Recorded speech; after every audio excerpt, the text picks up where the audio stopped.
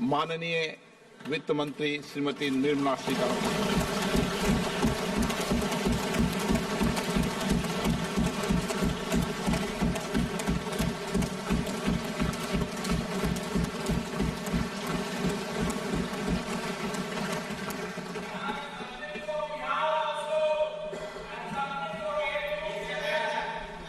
Honourable Speaker, I present the budget for 24-25. Introduction. The people of India have reposed their faith in the government led by Honourable Prime Minister Shri Narendra Modi and re-elected it for a historic third term under his leadership.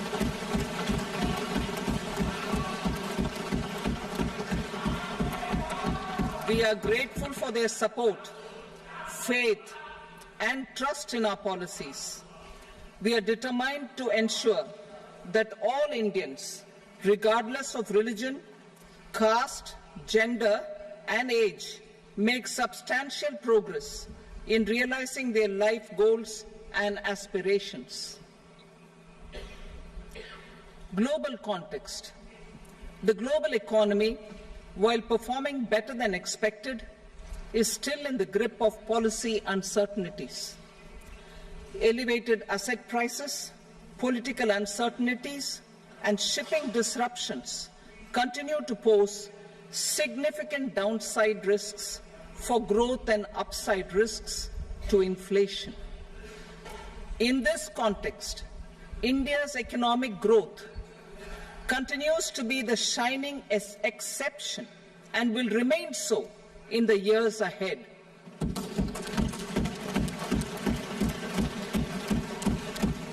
India's inflation continues to be low, stable, and moving towards the 4% target. Core inflation, that is non-food and non-fuel, currently is 3.1%. Steps are being taken to ensure supplies of perishable goods reach markets adequately. Interim budget. As mentioned in the interim budget, we need to focus on four major castes, namely the Garib, Mahilaye, Yuva, and Annadata, the poor, women, youth, and the farmer. For Annadata, we announced higher minimum support prices a month ago for all major crops, delivering on the promise of at least a 50% margin over costs.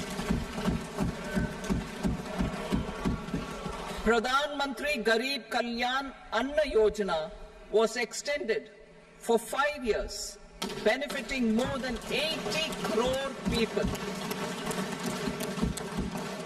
Administrative actions for approval and implementation of various schemes announced in the interim budget are well underway. The required allocations have been made. Budget theme.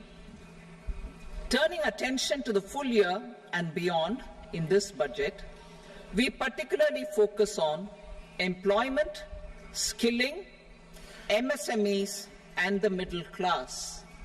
I am happy to announce the Prime Minister's package of 5 schemes and initiatives to facilitate employment, skilling, and other opportunities for 4.1 crore youth over a 5-year period, with a central outlay of 2 lakh crore rupees. I will speak about them shortly, while more details may be seen in the annexure. This year, I've made a provision of 1.48 lakh rupees, 1.48 lakh crore rupees for education, employment, and skilling. Budget priorities. The people have given a unique opportunity to our government to take the country on the path of strong development and an all-round prosperity. In the interim budget, we promise to present a detailed roadmap for our pursuit of Vikasit Bharat, in line with the strategy set out in the interim budget.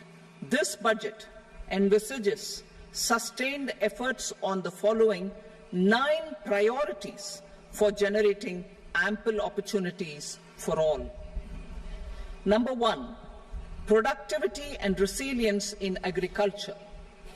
Number 2, employment and skilling. Number 3, inclusive human resource development and social justice. 4, manufacturing and services.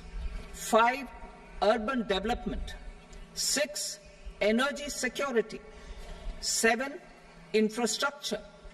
8, innovation, research and development. And 9, next generation reforms. Subsequent budgets will build on these and add more priorities and actions. A more detailed formulation will be carried out as part of the economic policy framework about which I will speak later in this speech. This budget details some of the specific actions to be initiated in the current year towards fulfillment of these priorities with potential for transformative changes. The budget also covers some of the previously made announcements with intent to strengthen them and step up their implementation for expediting our journey towards the goal of Viksit Bharat. Priority 1, productivity and resilience in agriculture. Transforming agricultural research.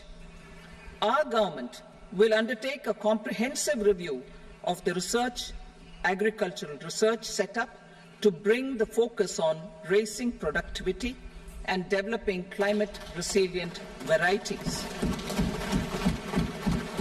Funding will be provided in challenge mode, including to the private sector. Domain experts, both from the government and outside, will oversee the conduct of such research. Release of new varieties. New 109 high-yielding and climate-resilient varieties of 32 field and horticultural crops will be released for cultivation by farmers. Natural farming. In the next 2 years, 1 crore farmers across the country will be initiated into natural farming, supported by certification and branding. Implementation will be through scientific institutions and willing gram panchayats. 10,000 need-based bio-input resource centers will be established. ವಿಶ್ವ plus ಜನಹಿತಕ್ಕಿದು ಜ್ಞಾನದ ಜಾಲ.